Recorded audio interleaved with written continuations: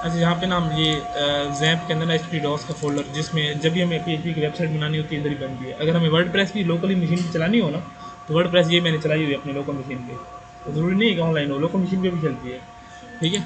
अच्छा, मैं यहाँ पे एक फ़ोल्डर क्रिएट करता हूँ और लर्निंग के नाम, इसका नाम लर्निंग रखते हैं। ठीक है। और मैं विजुअल कोड ओपन करता हूँ और इस फोल्डर को हम ओपन कर लेते हैं अपने को। ठीक है। न्यू फोल्डर,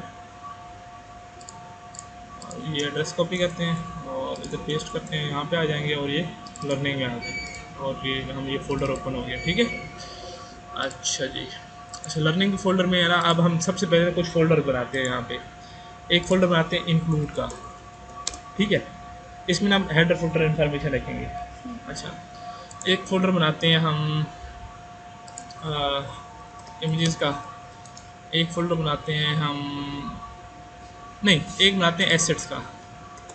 ठीक है। और इमेजेस को एसेट के अंदर ले जाते हैं, ये एसेट्स हैं ना हमारे सारे। ठीक है। और इसी एसेट के अंदर एक और फोल्डर बनाते हैं CSS का, और इसी एसेट में एक फोल्डर बनाते हैं किसका, JS का। ठीक है। अब अपनी हमारी फाइलें यहाँ पे आनी है और यहाँ पे एक फ़ाइल बनाते हैं हम index.html,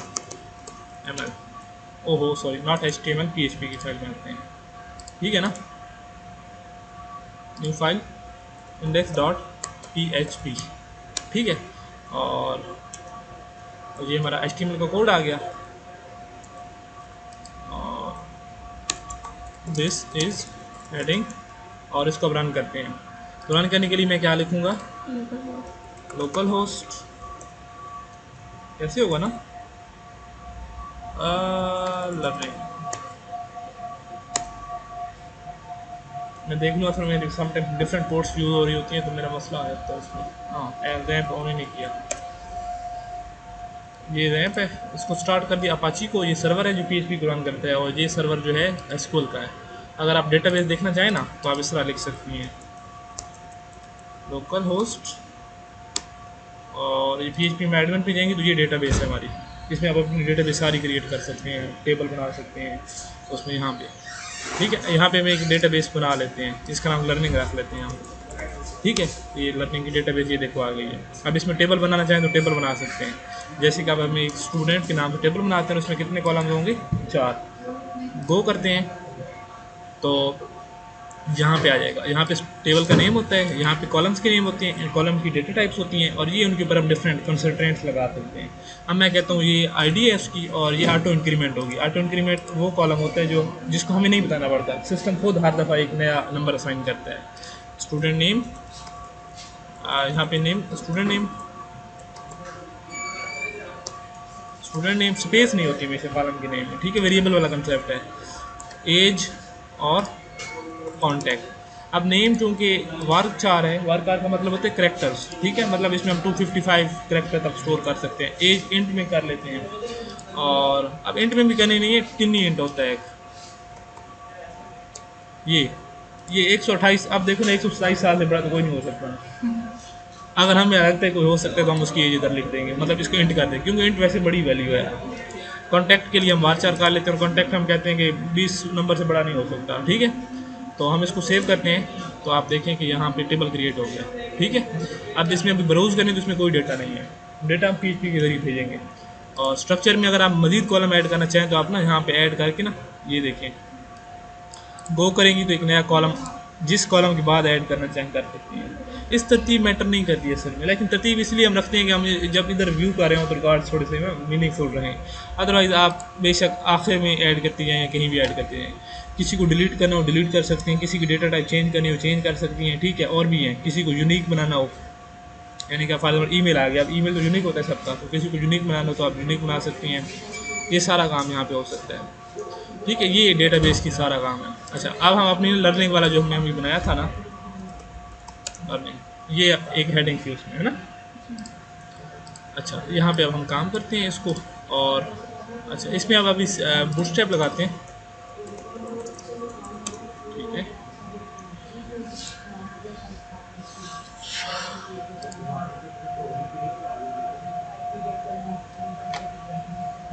तो बूटस्ट्रैप पे सीढ़ियाँ अटैच कर देते हैं अपने उसके साथ,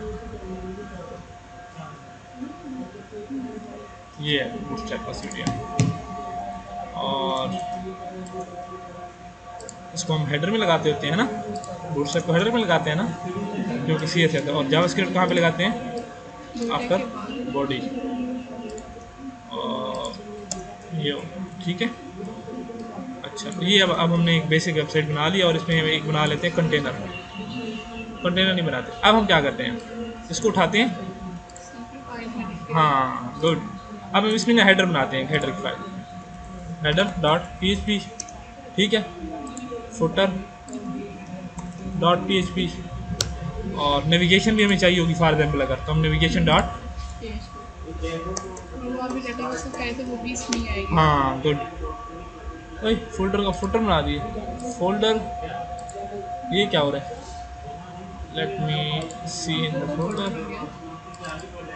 हाँ इसको डिलीट कर देते हैं, ठीक है। इंक्लूड के अंदर न्यू फाइल और हेडर फुटर डॉट PHP और DB डॉट PHP, ठीक है। अभी और भी अगर कोई आपको फाइलें चाहिए तो आप बना सकते हैं यहाँ पे। अच्छा, अब हम क्या करते हैं, इधर से बॉडी उठाते हैं और हेडर में ले आते हैं, और ये बॉडी उठा के फुटर में ले आते हैं, ठीक हो गया। अब हम कनेक्शन कोड लिखने हैं। कनेक्शन कोड बड़ा आसान है, आप गूगल भी कर सकती हैं, PHP MySQLi कनेक्शन कोड।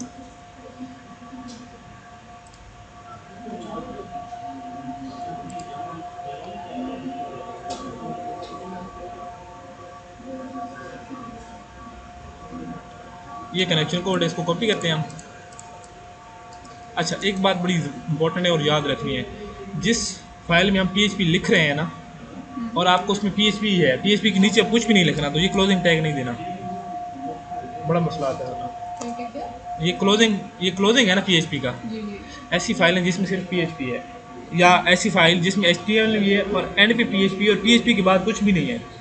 ये यानी कि असल में मसला ये होता है कि अगर हम इसमें 2-3 ये लाइनें ब्रेक कर देना तो सर्वर बड़ा मसला करता है, ये बड़ा इशू है इसमें। तो इसलिए क्या करते हैं, एंडिंग टैग नहीं देना, ठीक है। अच्छा, PHP का कोड लिख लिया, अब इसका नाम थोड़ा सा चेंज कर लेते हैं, कॉन कर लेते हैं, ये आसान है ना, कॉन, ठीक है। ये अगर कनेक्शन नहीं होगा, एरर होगा, तो उसको फेल करके ही मैसेज डिस्प्ले कर देगा, ठीक है। और यहाँ पे अब हम क्या करते हैं, यहाँ पे लिखते होते हैं रूट, और बाय डिफ़ॉल्ट जो हमने डेटाबेस इधर चलाई हुई थी ना, इधर localhost/php my admin, ये वाली, इस डेटाबेस के बाय डिफ़ॉल्ट पासवर्ड नहीं होता, ठीक है ना। तो पासवर्ड खाली छोड़ देते हैं, और डेटाबेस का क्या नाम है, लर्निंग, तो यहाँ पे हम क्या लिखेंगे, लर्निंग, ठीक है। अच्छा, अब हम क्या करते हैं, इंडेक्स में जाते हैं। इंडेक्स में हमारा सबसे पहला काम क्या करेंगे, यहाँ पे मेन कंटेंट होगा, यहाँ पे हमारा मेन कंटेंट होगा। अब हमने ना फाइलें इंक्लूड करनी है। अगर अब मैं इसको रन करूँ तो इसमें कुछ भी नहीं है, आप देखेंगे यहाँ पे कुछ नहीं है, ये देखिए चला गया सब कुछ। अब मैं क्या करता हूँ, हेडर अटैच करता हूँ, ठीक है, PHP इंक्लूड, ठीक है। और किस फोल्डर में, इंक्लूड वाले में है ना, /header डॉट PHP। और इसी तरह फुटर की भी ऐसे ही है ना, फुटर डॉट PHP। और जैसे मैं रिफ्रेश करता हूँ तो आप देखेंगे कि एरर आ गया, ठीक है, क्योंकि हमारे इसमें यहाँ पे क्लोजिंग टैग नहीं है, वो देना है और इसका भी देना है, ठीक है।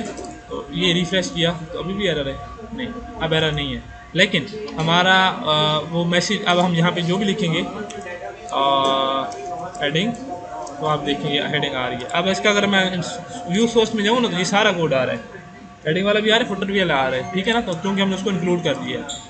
अच्छा, हमने डिव बनाना है, कंटेनर और h1, दिस इज हेडिंग, ठीक है, ये हेडिंग हो गई। अच्छा, इसमें हम थोड़ी सी लाइन ब्रेक्स कर लेते हैं, और यहाँ पे हम देते हैं फिल द फॉर्म, ये हो गया। और इसको सेंटर कर लेते हैं, क्लास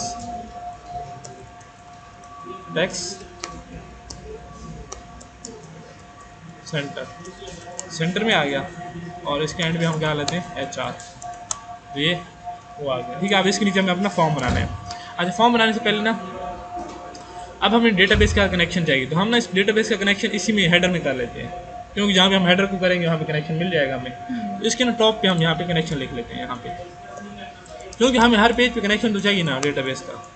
ठीक है, तो हम क्या करते हैं, इंक्लूड, और अब हेडर और पीएचपी की डीबी की फाइल इकट्ठी पड़ी हैं, तो इसमें बस इतनी एक ही फोल्डर में पड़ी है ना दोनों, इंक्लूड वाले में। तो ये क्योंकि वो फोल्डर में आ गया है। हाँ, अगर आप देखिए ना, अगर इसमें कोई मैं एरर देता हूँ ना, ये तो ये देखें एरर आ रहा है। अगर कनेक्शन कोड में एरर होगा तो एरर आएगा। ठीक है, अगर मैं यहाँ से कोई ये डेटाबेस का नाम गलत दे देता हूँ तो ये वाला ये कोड चल जाएगा, fail to connect MySQL database learning, यानी कि डेटाबेस इस नाम की है ही नहीं। ठीक है, तो एरर खुद बताता है। ये हो गया। अच्छा, अभी हम क्या करें,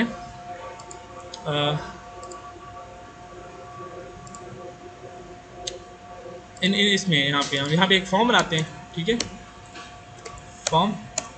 अच्छा, फॉर्म में ना दो चीज़ें होती हैं, एक होती है हम बताते हैं यहाँ पे मेथड, और एक होता है एक्शन।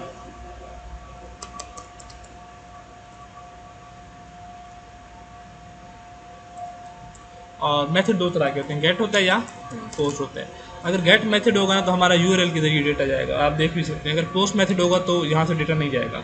तो जब भी हम कोई इंपॉर्टेंट इन्फॉर्मेशन भेज रहे हो तो वो पोस्ट से भेजते हैं, और पोस्ट की अनलिमिटेड रेंज है, गेट लिमिटेड है।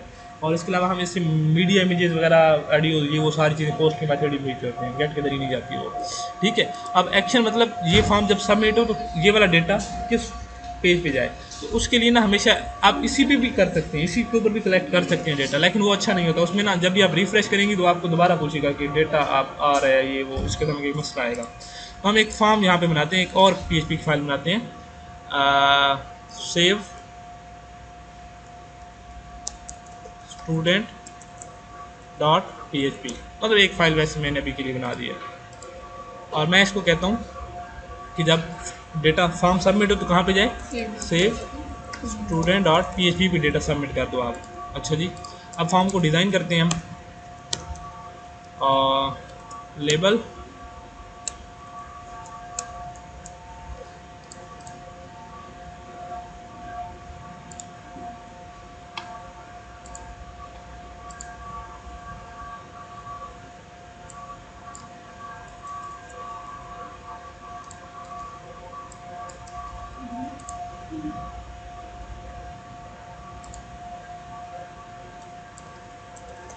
इंटर नेम, और प्लेस होल्डर मिटा देते, प्लेस होल्डर की ज़रूरत नहीं है।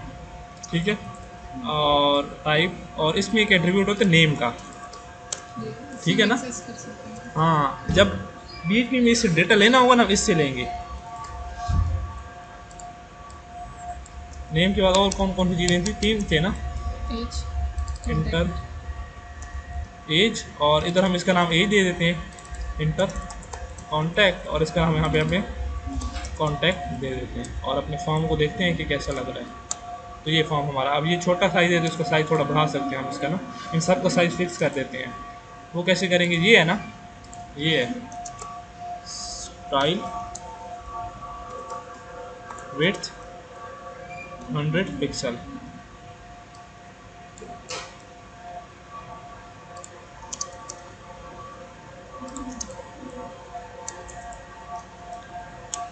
ये सब की साइज़ बराबर हो गया, ये 100 छोटा है, 150 कर लेते हैं।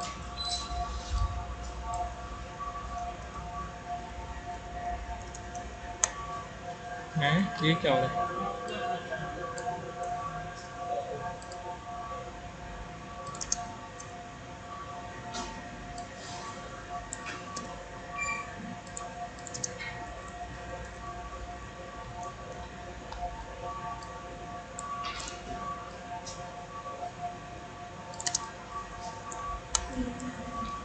ये इनका साइज होगा। और यहाँ पे एक बटन लगा देते हैं एंड पे,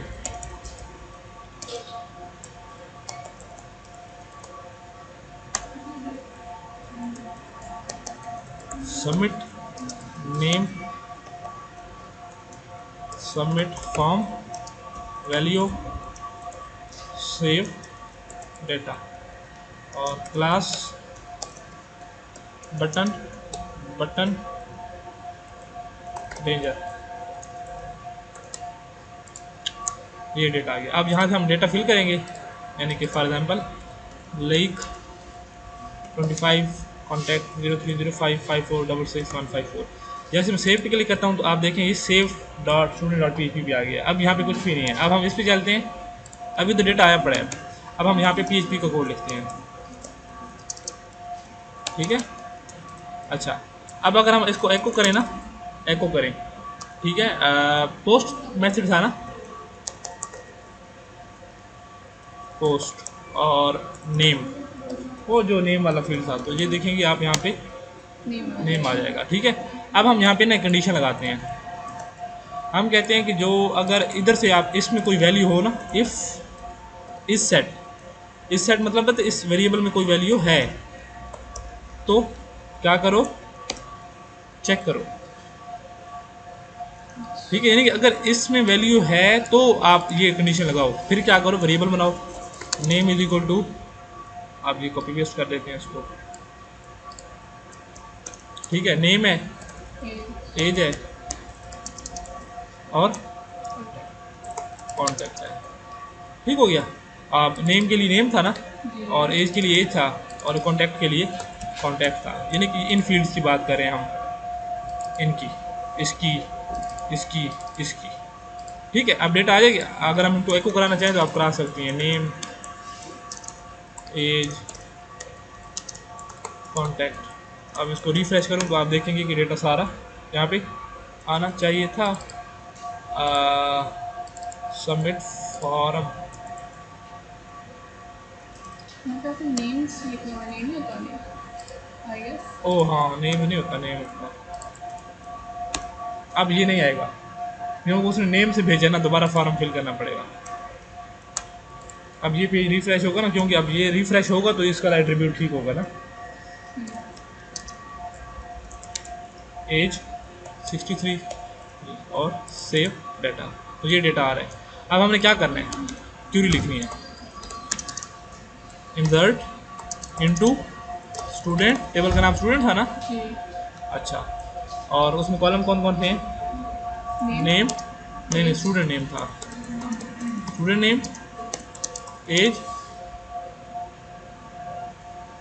और कॉन्टैक्ट, और वैल्यूज़ कौन सी हैं, हम ये वाली, ये वैल्यूज़ अब भेजेंगे, ठीक है। ये कौन सी है, नेम, एज और कॉन्टैक्ट, ये हो गया। अब हमने क्यूरी एग्जीक्यूट करानी है, तो उसके लिए हमारे पास फंक्शन है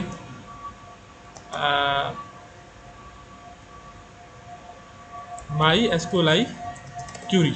इसको दो चीज़ें पास करते हैं, कनेक्शन और क्यूरी, बट कनेक्शन तो हमारे पास है ही नहीं, तो उससे पहले हम इसको क्या करेंगे, यहाँ पे इंक्लूड करेंगे, ठीक है ना।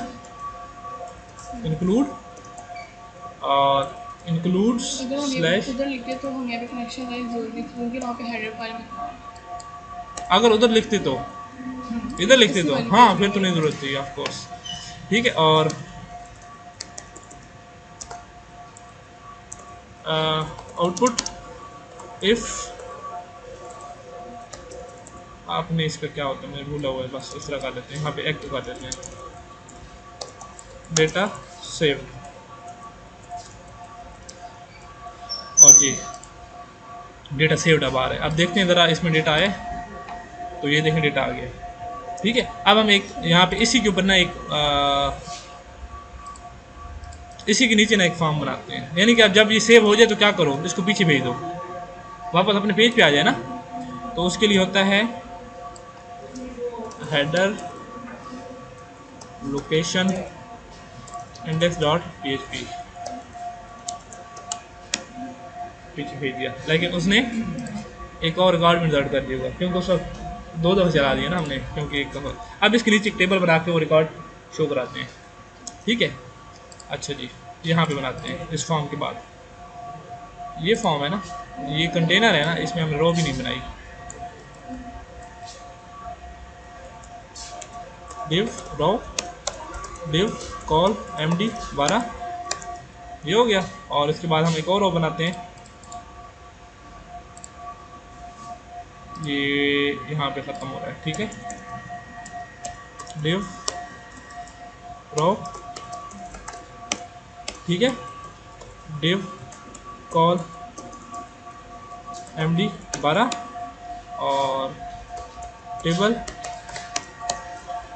t head tr th sr th name th age th contact th action। इसे बटन बनाएंगे डिलीट करेंगे, डेटाबेस से डिलीट हो जाएगा। सही। ठीक है, टी बॉडी टी आर, अब टी आर है ना, नहीं, अब हम यहाँ पे लिखेंगे अपना PHP का कोड। ठीक है, query select direct from student, ठीक हो गया। अच्छा, रिजल्ट माई एसक्यूएल क्यूरी, दो चीज़ पास करेंगे, कनेक्शन और क्यूरी। ठीक है, रिजल्ट आ जाएगा। इसमें वाइल लूप लगाएंगे, रो में एक्सेस करेंगे माई एसक्यूएल फैच एसोसिएट। ये बेसिकली ना एसोसिएटिव एरे होती है, जिस तरह एक एरे होती है जिसमें इंडेक्सेस होती हैं 0 1 2 3, एसोसिएटिव एरे होती है जिसमें ना जब ये फैच करेगा ना तो इस टेबल्स के ना कॉलम्स के नेम आएंगे इसमें। ये कॉलम्स के नेम नहीं है ये वाले। ठीक है, तो हम जब इस तरह लिखेंगे ना, यहाँ पे देखना, जब ये आए तो पहले एक टी आर क्रिएट हो, ठीक है, फिर टी आर एंड हो, और उसमें क्या हो, एको टी डी टी डी, ठीक है, और उसमें प्रिंट क्या हो, रो के अंदर से एसोसिएटिव एरे में से कौन सा जिसकी आईडी है, ये फॉर एग्जांपल आईडी है, ठीक है। अच्छा चलो जी, आप इसको कॉपी पेस्ट करते हैं, 3 है ना, आईडी है, स्टूडेंट नेम, अब स्पेस आ गए तो एरर आएगा, एज कॉन्टैक्ट, और इसको करते हैं रिफ्रेश, ये गॉट एन एरर, 62 लाइन पे एरर है।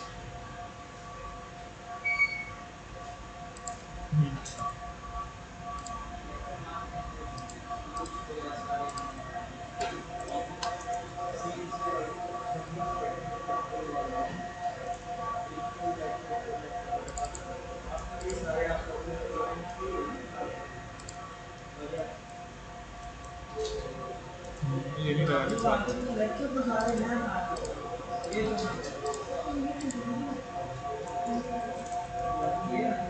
ये डेटा आ रहा है, लेकिन अभी हमने इसको टेबल को अच्छा नहीं किया ना। Class table, table hover, table border, table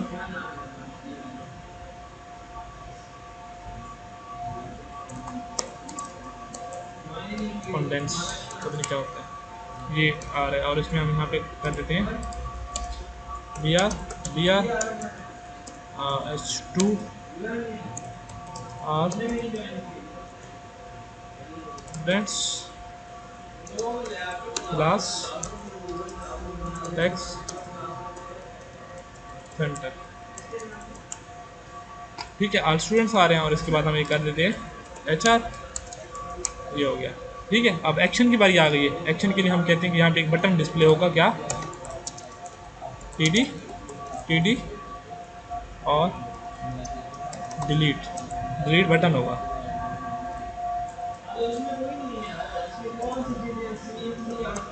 button, अच्छा आप इस तरह डायरेक्ट इधर भी लिख सकते हैं, आप एक और काम भी कर सकते हैं, आप यहाँ पे इस PHP को ब्रेक करें और यहाँ पे PHP को दोबारा स्टार्ट कर दें और इसके अंदर नॉर्मल अपनी वो लिखें HTML बटन, ठीक हो गया। डिलीट क्लास बटन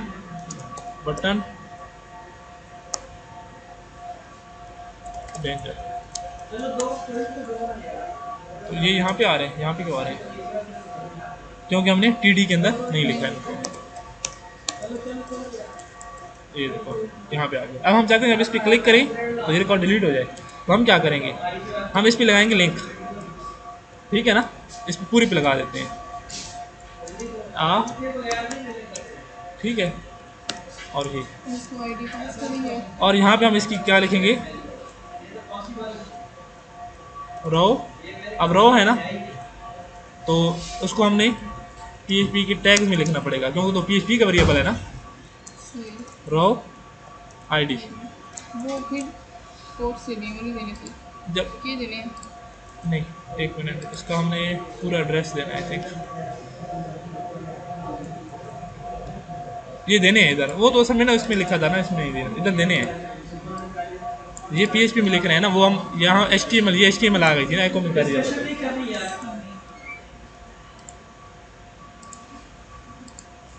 अब जरा इनकी देखते हैं आईडीज में वैल्यूज आ रही हैं, तो इन पे लिंक लगाया ना हमने, हैरिफ में कुछ भी नहीं आ रहा, HREF डबल कोट्स,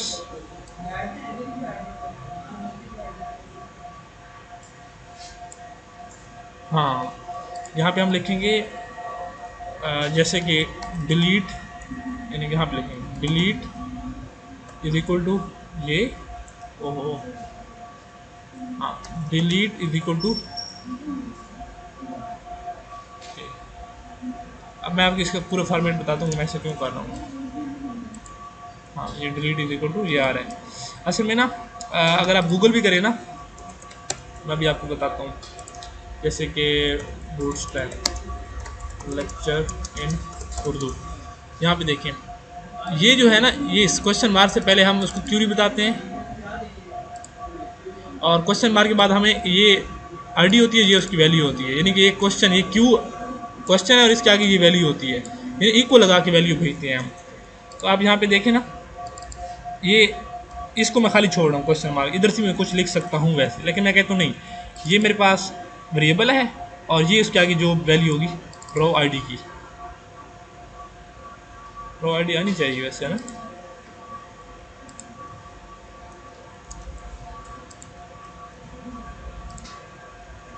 इधर ना आईडी आ जानी चाहिए असल में, आईडी ही है ना ये, इसका नाम आईडी,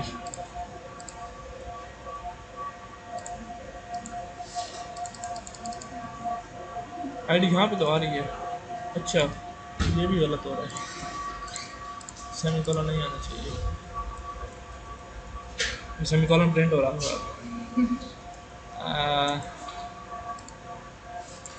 अच्छा, ऐसा करते हैं, हम इसको ना डायरेक्ट यहाँ पे नहीं लिखते, हम इसको ना एक वेरिएबल में स्टोर कर लेते हैं, ठीक है, यानी कि आईडी, ये अच्छा काम है, सबसे बेस्ट काम ये, इनको भी ऐसे स्टोर करना था, डायरेक्ट यहाँ पे लिखने की जरूरत नहीं है, और इस आईडी को हम यहाँ पे लिखते हैं, और एको नहीं कर रहे हम, एको करेंगे यहाँ पे, जब तक एको करेंगे तब भी एक्सपोज होगी HTML को, वरना नहीं होगी। HTML को एक्सपोज करानी है ना, ये देखो 1 आईडी आ रही है, 2 आईडी आ रही है, ऐसे है ना। अब हम यहाँ पे क्या करते हैं, यहाँ पे हम कोड लिख लेते हैं PHP का, हम कहते हैं कि अगर इस सेट हो गेट रिक्वेस्ट से आईडी डिलीट कुछ हो, यानी कि इसी पेज के URL में कोई डिलीट वाला वर्ड हो, गेट करो उसको ना, गेट रिक्वेस्ट में कोई डिलीट हो तो क्या करो आप उसको, मैं अभी आपको ना प्रिंट करके दिखाता हूँ, गेट डिलीट, अभी देखना,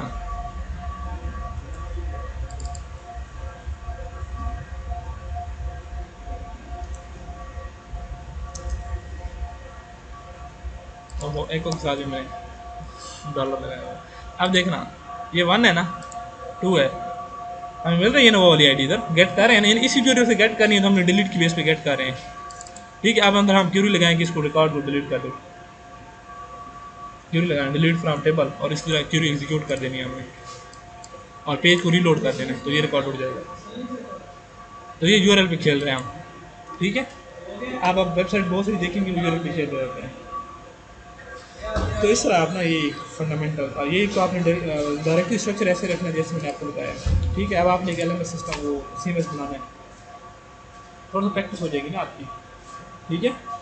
तो एक वीडियो भी मैं आपको दे देता हूँ, ये इनके साथ भी शेयर कर देते हैं, अगर ये इंटरेस्टेड हो तो। आपको क्वेश्चन है तो बता दो, समझ आ गई है।